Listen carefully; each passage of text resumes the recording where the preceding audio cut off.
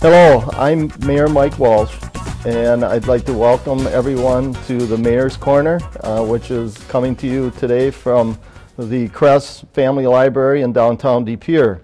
This is a monthly program where we will be providing you with information about city programs, pertinent issues, and things that may be of interest to everyone in the community. I will be interviewing individuals in an effort to give a first-hand perspective of various concepts, ideas, and involvements in a particular subject. Today we will be discussing the De Pere Area Chamber of Commerce and the De Pere Main Street program.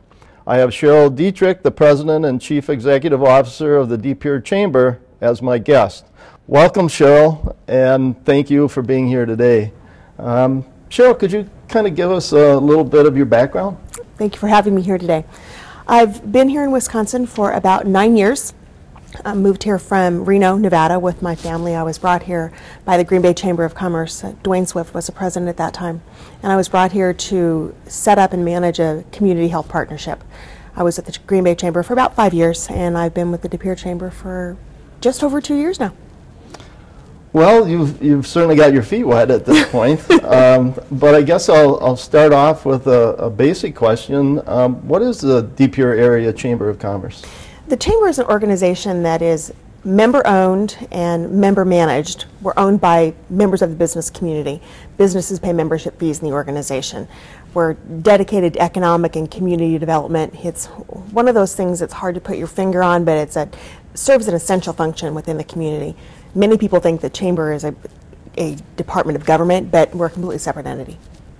A couple of years ago, there was a name change to the organization, and could you kind of tell us what that name change was and also the reasons for it? For a number of years, the organization was known as the DBA, De Pere Business Alliance. I think over time they shortened it to the DBA because they felt it was kind of catchy.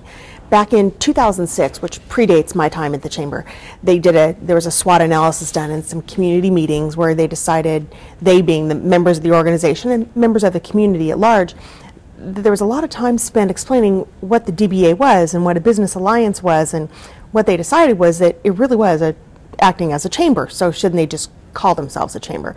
So that was when the change was made. I think it was made officially in March of 2007. I think the identity crisis probably had a lot to do with it too.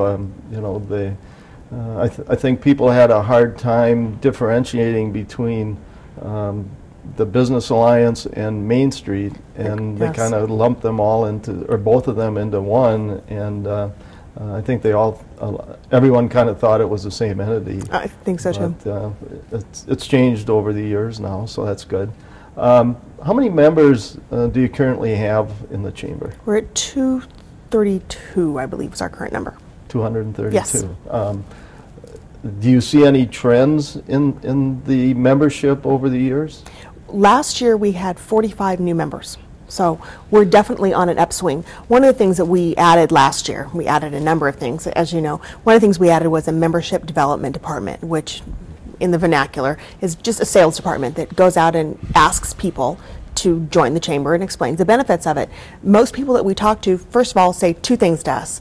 We're not members, or there's a Chamber in De Pere again, which was actually my first response when my daughter saw the article in the paper about my predecessor leaving and saying, "Mom, you should apply for the president of the De Pere Chamber." And I said, when did De Pere get a chamber again? Because I missed the transition myself. It had just happened earlier that year.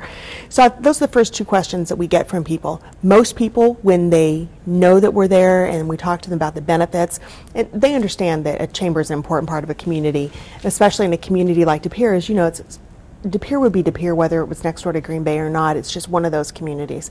And they know that people here support each other and support the businesses here. So it's easy for them to make that decision. Plus, we're pretty cost effective. We do pretty much stand on our own merits, don't we? We absolutely do.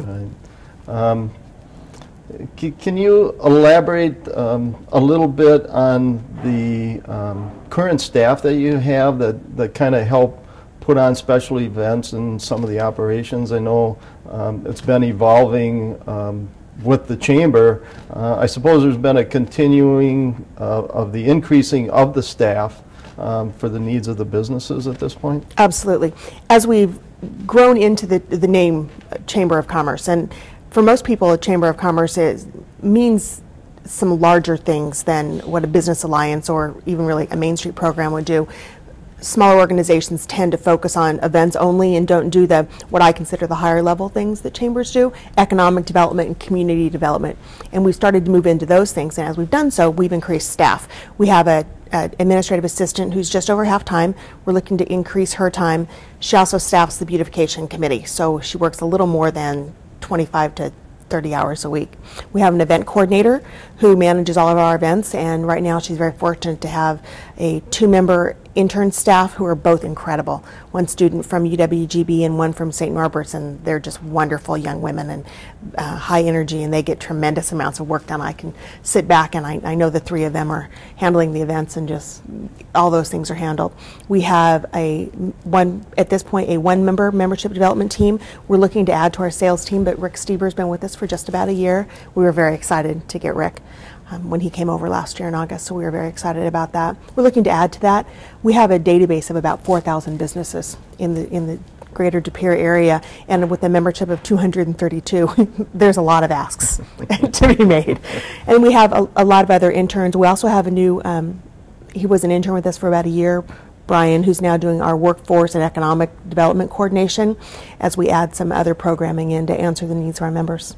You know, it's really great that we have a resource like, or resources like St. Norbert College and UWGB that we're able to draw from, not only from a chamber standpoint, but also the kids are located within the city a lot of times, and as a volunteer for various functions within the community also.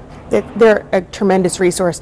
UWGB we have a partnership with, but of course our closest partnership from a college perspective is with St. Norbert College, not just because they're here local, 2 blocks from our office, but they're just a tremendous community partner, and the resources they have are amazing. I tell businesses all the time, if they aren't looking at those students for internships, volunteer opportunities, and to fill positions they are really not casting their net close enough to home, because there's some tremendous students there.